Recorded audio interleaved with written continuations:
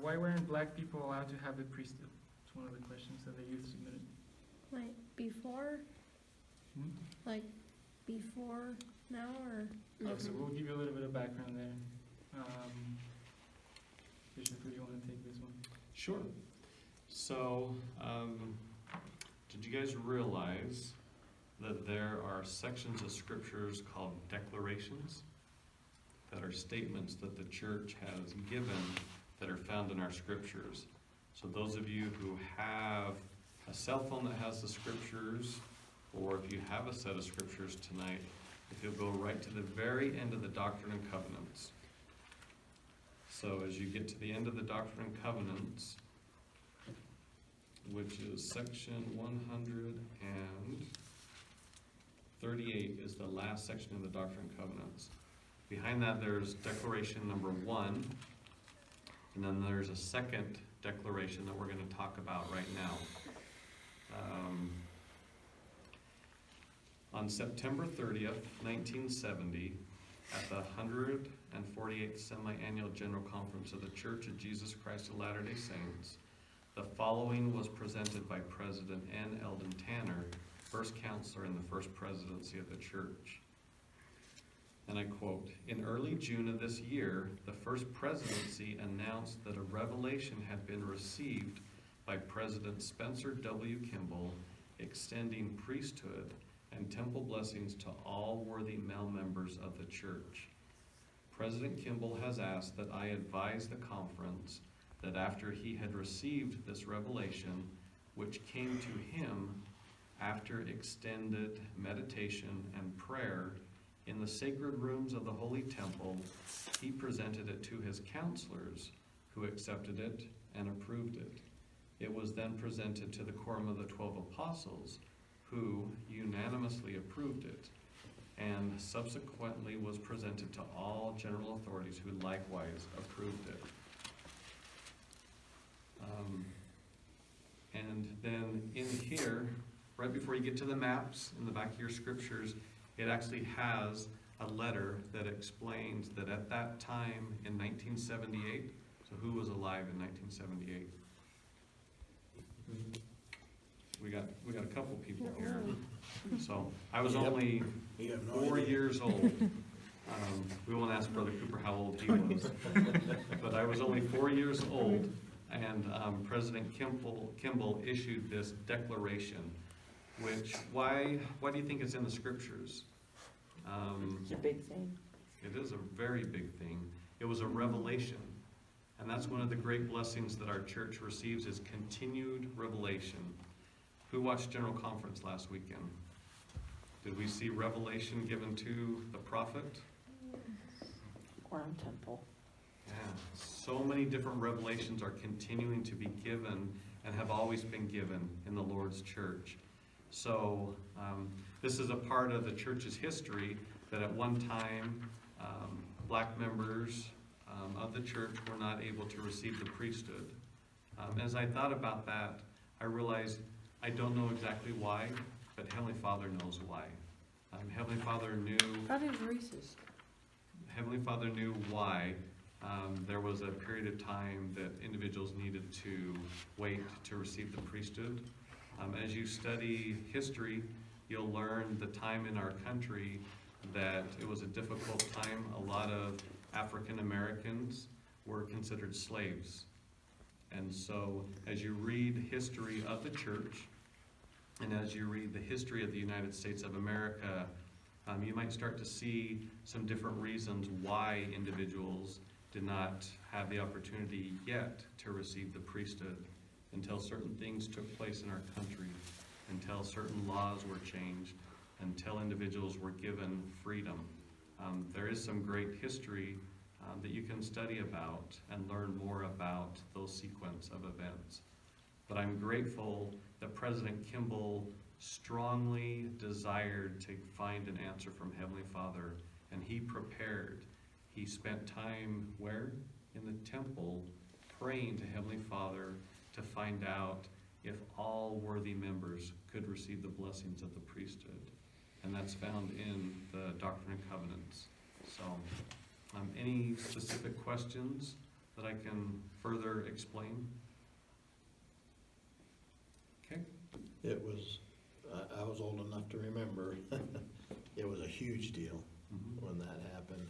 And first time I went to the temple and saw a black man in the temple, it was a pretty special experience. It was earth-shaking when it happened. One thing that I'd like to add, Bishop, Yes. is that that's not the first time something like this has happened. In fact, when Christ came to the earth, he was sent to teach the people of the covenant. Do you guys know who the people of the covenant was? The Jews, right? Yes. And so when he came to the Jews, and when other people came to get the same miracles, get ministered, he said, "Hey, I'm here for the Jews first." Though he did perform miracles for them as well. But he went for the Jews, and at that time, the apostles were instructed to go only to people that were of the covenant. After that, the apostles went and started to preach the gospel. The last commandment they received is to go into all nations, to go and preach the gospel.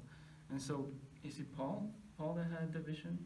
Peter. Or was it Peter that had a vision, because he was thinking about this as well. It's like he told us to go to all the world, but here we are only teaching to the people of the covenant, the Jews. And so then he had a vision where the Lord instructed him that he had made it possible for everybody to receive the gospel. And from that time on, they started preaching to other people that were not Jews or the covenant. So they went out to Samaria, they went out to Rome and Italy and all these different countries. And at that time, that was very different. And so it's not the first time that something like this has happened. And the idea here is that we don't understand all the reasons why. We don't know the Lord's timing, or He has purposes that we perhaps don't understand. But one thing that we do know is, like Bishop said, is that there's always continuous revelation. The fact that Peter had the keys to receive the priesthood and to instruct him what to do next is what we have in our day as well. And at the time, there was also the instruction given for people from African descent. So I know that sometimes it may feel like, oh, but that's discriminating. What about that? To that I say, it's perhaps you need to ask the Lord why, and perhaps like Elder Oak said, sometimes we need to trust the Lord in these things that we don't really have answers for. But one thing we do know is that He is aware of us, and He knows everything, and He will take care of things in His own time. Sometimes we will not understand His timing, but He has a plan. Yes? So earlier when I said it was racist, doesn't the Lord make it so that all men are created equal? Yes? So then at the time, why couldn't black people have the priesthood and stuff? Because if all men are created equal, I couldn't get the bug. If all men are created equal, then that still doesn't make sense. Good point. I have a thought for you. So, at that time when Joseph Smith was developing the church on the earth, they were receiving lots of persecution, and they had to travel like across the Americas to just be away from that persecution. And so a lot of times, I mean, if you think about like when you have a family and maybe your family's going through a hard time, can you really help other people at that time? You can't. You gotta focus on your own family first, and then once you're strong and you got a strong foundation, you can reach out to other people. And so our church was really weak at that time. We couldn't really, fight for civil rights or anything like that at that point in time. But then Kimball was able to, the church was really strong, and then they were able to do that. So that's something that I have found. There's also really cool, in the LDS library, there's gospel topics, and the church also published some more documents about why they couldn't give the priesthood to the blacks at that time. Joseph Smith was a huge advocate for black people. He even had church designated for black people because at that time, and it was kind of underground and kind of kept under wraps because they could not receive more persecution than they already had. So do some research on it. It's really interesting. Okay. Yeah, like Yeah, I'm reading right now that, and the same way that the Lamanites receive a signal because of their disobedience, was the same signal that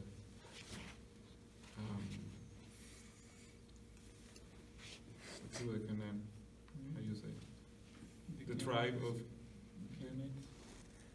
Okay. 12 tribes of Israel. Canaanites. yeah, they receive a sign too. And they are equal before God, but they have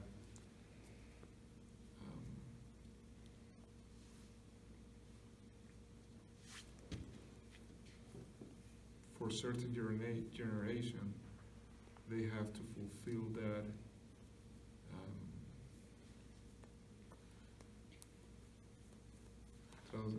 tendrían que tener continuar el ¿cómo decirlo? La señal que el Señor les había dado por haber desobedecido los mandamientos de Dios. To have that sign that he had given him. Yeah, because they disobey because of that. So it's little. There's a lot more information, and if you still have if you still have questions about this topic, come talk to Bishop about it. He'll have more answers for you. It'd be a great family home evening lesson. But always read sources from the church. If you are going to look for information, that's a wonderful thing. Yeah. Read the sources from the scriptures or from, the LDS Tools app or any type of church distributed material. That's so true. I always think, like, when I have friends that are like, well, I found this online and it talked about this and this about the church, and I'm like, you wouldn't go to a mechanic about things about your body, and you would, like, you would go to a doctor for things about your body, like concerns you had, or, if you want to find out about God and His church, go to God and His church. So I think sometimes we do it reverse when we're trying to find things out. Yeah, and I think the deeper question is, like, what happens, or what do I do when one of my beliefs is challenged, or what if I don't agree with something that I've learned? And to that, partly, Bishop already mentioned, like, we don't have the answer to all things, but we have the answer to the things that are more important. For the rest of those things, we need to follow the commandment or the invitation from Elder Oaks to trust in the Lord. We don't really understand all things. Sometimes we have to leave it up to Him. But yes, search the right sources.